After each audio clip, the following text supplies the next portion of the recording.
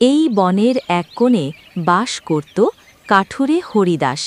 গরিব মানুষ, সংসার চালাতে কষ্ট হয়। প্রতিদিন সকালবেলা কাঁধে কুড়াল নিয়ে সে বেরিয়ে যেত কাঠ কাটতে। গরমে ঘেমে একাকার, শীতে কাঁপতে কাঁপতে, তবুও থামত না তার সংগ্রাম। কিন্তু ওই দিন তার জীবনে ঘটল এক বিস্ময়কর ঘটনা। সেদিন ভোর থেকেই আকাশে মেঘ জমেছিল। বনের গাঢ় অন্ধকারে ঢুকে পড়েছিল হরিদাস। কাঠ কাটার জন্য সে বেছে নিল এক বিশাল অশ্বত্থ গাছ। কিন্তু গাছটায় কুড়াল বসাতেই হঠাৎ যেন ঝলমল আলো বেরোল। সে কুড়াল নামিয়ে টাকাতেই দেখল সামনের দিকটা ঝিলমিল করে ফেটে গেল, আর সেই ফাঁক থেকে বেরিয়ে এলো এক অপূর্ব রূপসী পরী। তার গায়ের রং সোনালি আভা ছড়াচ্ছে, মাথার চুল ঝর্ণার মতো নেমে এসেছে, চোখে অদ্ভুত দীপ্তি। হরিদাস হতভম্ব হয়ে দাঁড়িয়ে রইল। ভয় পেও না কাঠুরে, আমি তোমার ক্ষতি করতে আসিনি। তুমি কে? গাছের ভেতর থেকে বেরোলে কিভাবে? আমি এই বনের রক্ষক পরী। শত বছর ধরে এই অশ্বত্থ গাছে আবদ্ধ ছিলাম। আজ তোমার কুড়ালের আঘাতেই মুক্ত হলাম। আমি তো শুধু সংসারের জন্য কাঠ কাটছিলাম, জানতাম না এমন কিছু ঘটবে। তোমার সরলতা আর কষ্ট আমি দেখেছি, তাই তোমার সামনে উপস্থিত হলাম। তুমি চাইলে আমি তোমার জীবনের দুঃখ দূর করতে পারি। হরিদাস কিছুক্ষণ নিশ্চুপ দাঁড়িয়ে রইল। মনের ভেতর চলল দ্বন্দ্ব। সে গরিব ঠিকই, কিন্তু লোভী নয়। আমি কিছু চাই না পরী ঠাকুরুন, শুধু চাই আমার পরিবার যেন না খেয়ে না মরে। পরীর চোখে জল টলমল করল। সে বুঝল এই মানুষটা স্বার্থপর নয়। তুমি মহৎ মন নিয়ে বেঁচে আছো, তাই আমি তোমাকে আশীর্বাদ দেব। তবে মনে রেখো, আমার দেওয়া উপহার ভুল কাজে ব্যবহার করো না। এই কুড়াল দিয়ে তুমি কাঠ কাটবে, আর সেই কাঠ কক্ষনো ফুরোবে না। যত কাঠই কাটবে তা আবার নিজে থেকেই গজিয়ে উঠবে। বন কক্ষনো ধ্বংস হবে না, আর তোমার ঘরে কক্ষনো অভাব থাকবে না। হরিদাস অবাক হয়ে দেখল সে যেই কাঠ কাটে সাথে সাথেই আবার নতুন ডালপালা বেরোচ্ছে। তুমি আমার জীবনের পরম আশীর্বাদ। আমি কোনোদিনও তোমার দানকে অপব্যবহার করব না। আমি তোমার পাশে থাকব যতদিন তুমি সততা ধরে রাখবে। এ কথা বলে পরী মিলিয়ে গেল গাছের ভেতরকার আলোর ঝালকানিতে। পরীর আশীর্বাদ নিয়ে হরিদাস যখন গ্রামে ফিরে এলো, তখন সন্ধ্যা নামছে। আকাশে গাঢ় নীল, তারার আলো ফুটতে শুরু করেছে। কাঁধে কাঠের বোঝা নিয়ে সে বাড়ি পৌঁছাল। তার স্ত্রী মলিনা আর ছোট্ট ছেলে গোপাল অপেক্ষা করছিল। এত দেরি করলে কেন গো? আজ তো ভাত চড়ানোই হয়নি। কাঠ আনোনি তো রান্না কেমন হবে? চিন্তা করো না মলিনা, আজ থেকে আমাদের ঘরে অভাব থাকবে না। সে কাঁধ থেকে বোঝা নামাল। কিন্তু আশ্চর্যের ব্যাপার, যে কাঠ সে কেটেছিল সেটা কোনো সাধারণ কাঠ নয়। কাঠের গায়ে সোনালি আভা ঝিলমিল করছে। বাবা, এই কাঠ এত ঝকঝক করছে কেন? আগুন ধরবে তো? আগুন ধরবে গোপাল, তবে ঘরকেও আলোকিত করবে। এই কাঠ আমাদের অভাব দূর করবে। মলিনা প্রথমে ভয় পেল।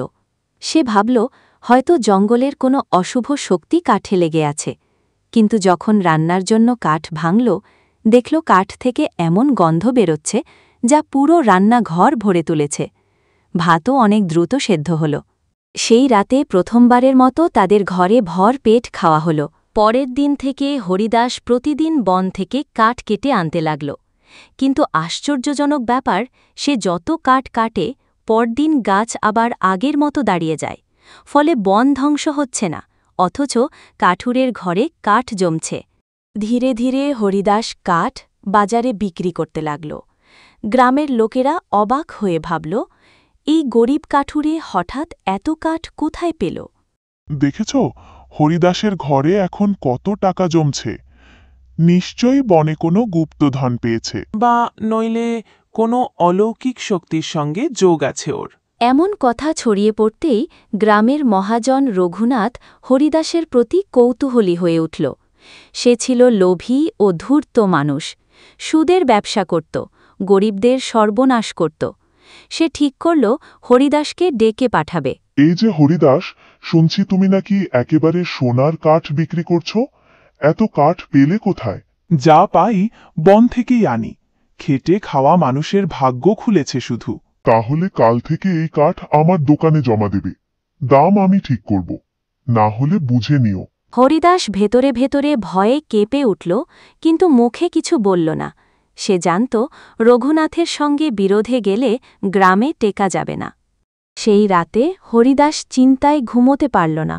মলিনাকে সব খুলে বলল। এ তো সর্বনাশের খবর। রঘুনাথ যদি জেনে যায় পরীর কথা, তবে তো তোমাকে শেষ করে ছাড়বে। তাই ভয় পাচ্ছি।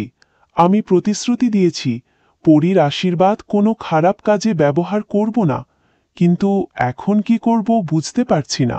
ঠিক তখনই ঘরে এক অদ্ভুত আলো ভেসে উঠল। দরজা জানালা বন্ধ থাকলেও সেই আলো চারদিক ভরে দিল। আর সেই আলোর ভেতর থেকে আবার উপস্থিত হলেন সেই পরী। হরিদাস, তুমি বিপদে আছো বুঝতে পারছি, কিন্তু ভয় পেও না। সততার পথ যদি না ছাড়ো, তবে কেউ তোমার ক্ষতি করতে পারবে না। আমি তোমাকে রক্ষা করব। তবে একটা কথা মনে রেখো, লোভ মানুষকে অন্ধ করে দেয়। রঘুনাথ তোমার সবচেয়ে বড় শত্রু হয়ে উঠবে। হরিদাস, যতদিন তুমি সৎ থাকবে, তোমার ঘরে খাদ্যের অভাব হবে না। কিন্তু লোভের পথে গেলে আমি তোমাকে রক্ষা করতে পারব না। মনে রেখো, রঘুনাথের আসল শত্রু তুমি নও, ওর নিজের লোভ। পরীর আশ্বাস পেয়ে হরিদাস কিছুটা শান্ত হল, কিন্তু পরীর বলা কথাগুলো তাকে চিন্তায় ফেলল। পরীক্ষা দিতে হবে। কেমন পরীক্ষা? কত বড় বিপদ আসছে সামনে? দিন যেতে লাগল। হরিদাস সততার সঙ্গে কাঠ কেটে বাজারে নিয়ে যেত। লোকেরা কাঠ কিনে খুশি হতো, কারণ ওই কাঠ সহজেই জ্বলত, রান্নাও তাড়াতাড়ি হতো। গ্রামে হরিদাসের সম্মান বাড়তে লাগল। এই গরিব কাঠুরে হঠাৎ এত বড়লোক হয়ে উঠল কিভাবে? নিশ্চয়ই বনে কোনো গুপ্ত রহস্য আছে, না হলে এইভাবে কাঠ পাওয়া যায়? মালিক, যদি চান আমি হরিদাসকে অনুসরণ করি। ও কোথায় যায়, কেমন কাঠ আনে, সব জেনে নেব। হ্যাঁ, ঠিক তাই করো। আমার বিশ্বাস ওর কাছে এমন কিছু আছে যা পেলে আমি সারা গ্রামের রাজা হয়ে যাব। সেই রাতেই রঘুনাথের চাকর চুপি চুপি হরিদাসকে অনুসরণ করতে লাগল। হরিদাস প্রতিদিন ভোরে কুড়াল নিয়ে বের হয়, জঙ্গলে যায়, এটাই স্বাভাবিক। কিন্তু চাকর চোখ কপালে তুলল যখন দেখল হরিদাস এক গাছ কেটে ফেলার পর মুহূর্তেই সেই গাছ আবার গজিয়ে উঠছে। চাকর সব দেখে দৌড়ে গিয়ে রঘুনাথকে জানাল। মালিক, আমি আমার চোখে দেখেছি হরিদাস এক অদ্ভুত কুড়াল দিয়ে কাঠ কাটে, আর সেই গাছ আবার দাঁড়িয়ে যায়, কাঠও ফুরোয় না। তাহলে ঠিকই ভেবেছিলাম, ওর কাছে জাদুর কুড়াল আছে, সেটাই ওর সমৃদ্ধির রহস্য। রঘুনাথ সিদ্ধান্ত নিল, যেভাবেই হোক হরিদাসের কুড়াল তাকে দখল করতে হবে। সে একদিন ভান করে হরিদাসের বাড়িতে গেল। কেমন আছো হরিদাস? শুনছি তোমার দিনকাল বেশ ভালো কাটছে। আমি তোমার খুশিতে খুশি হলাম। হ্যাঁ মহাজনবাবু, যা আছে তাই নিয়ে সুখে আছি। শোনো, তোমার যদি কাঠ বেশি হয় আমাকে দেবে, আমি তোমাকে ভালো দাম দেব।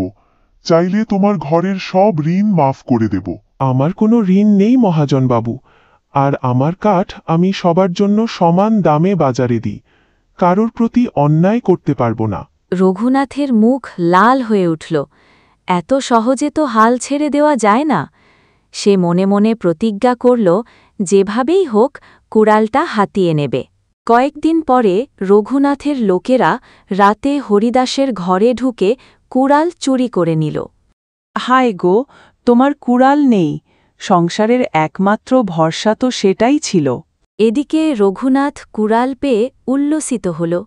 সে ভাবল, এখন থেকে পুরো বন তার অধীনে থাকবে। এই কুড়াল দিয়ে আমি যত কাঠ চাই পাবো, আর গাছ কখনো শেষ হবে না। আমি হব গ্রামের রাজা, চারপাশে শুধু আমার নাম হবে। কিন্তু কুড়াল হাতে নিয়েই যখন সে প্রথম গাছে আঘাত করল, তখনই অদ্ভুত ঘটনা ঘটল। গাছ কাটা গেল ঠিকই, কিন্তু নতুন করে আর গজাল না, বরং চারপাশে ঝড় বাতাস শুরু হল। বজ্রপাতের শব্দে আকাশ কেঁপে উঠল। হঠাৎ গাছের ভেতর থেকে আলো ঝলসে উঠল, আর সেই আলোয় আবির্ভূত হলেন পরী। রঘুনাথ, এই কুড়াল তোমার জন্য নয়। তুমি লোভ আর অন্যায়ের প্রতীক। আমার দেওয়া আশীর্বাদ তুমি চুরি করেছ। দয়া করো পরিমা, আমি তো শুধু ধন চাইছিলাম। ধন চাও অথচ বন ধ্বংস করো, মানুষকে কষ্ট দাও। তোমার লোভের শাস্তি এখনই পাবে। পরীর চোখ লাল হয়ে উঠল, আকাশে বাজ পড়ল। হঠাৎ রঘুনাথের হাতে থাকা কুড়াল অদৃশ্য হয়ে গেল, আর সে নিজেই বন মাঝে অন্ধকারে হারিয়ে গেল। কেউ আর কোনো দিন তাকে গ্রামে ফিরে আসতে এদিকে হরিদাস ভাঙা মন নিয়ে বনে এলো। সে বসে কাঁদছিল। পরী ঠাকুরুন, আমি তোমার দেওয়া দান রক্ষা করতে পারিনি, আমি ব্যর্থ। ঠিক তখনই আবার গাছ থেকে আলো বেরোল। পরী আবির্ভূত হলেন। হরিদাস, তুমি দোষী নও। তুমি লোভ করনি, সততার পথ ছাড়নি। লোভীরা নিজেরাই সর্বনাশ ডেকে আনে। সে হাত উঁচু করতেই আবার সেই জাদুর কুড়াল হরিদাসের হাতে এসে পড়ল।